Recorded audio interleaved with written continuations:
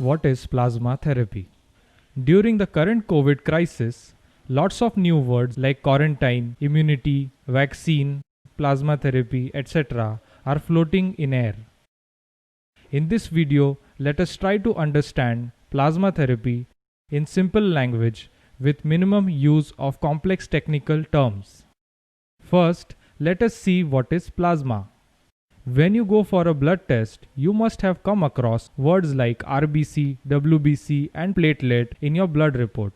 After removing these three components from the blood, the liquid which remains is called plasma. Interestingly, though the blood is red, plasma is yellowish in color. The blood appears red due to a protein called hemoglobin, which is found in RBCs.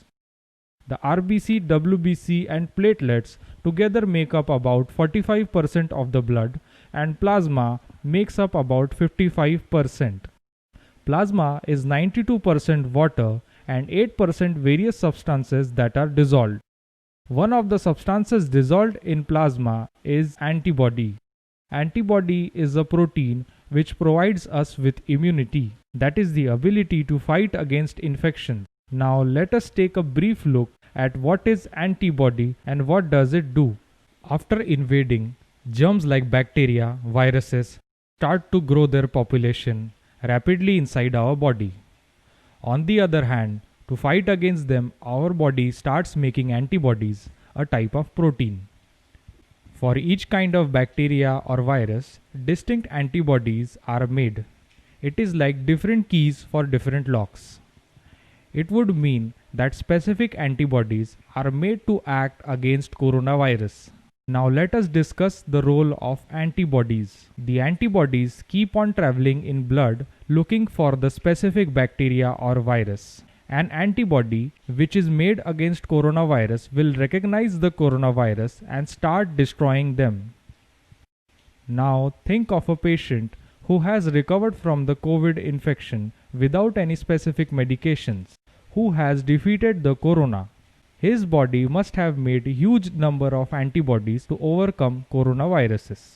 When such antibody-rich plasma is transfused into a corona patient, these antibodies will fight against the coronaviruses inside the receiver's body. This is plasma therapy. A plasma donor must be a person who has recovered from corona and tested negative twice and free from any other diseases and disorders. Doctors ensure the fitness, good health, and antibody count of the donor before collecting plasma.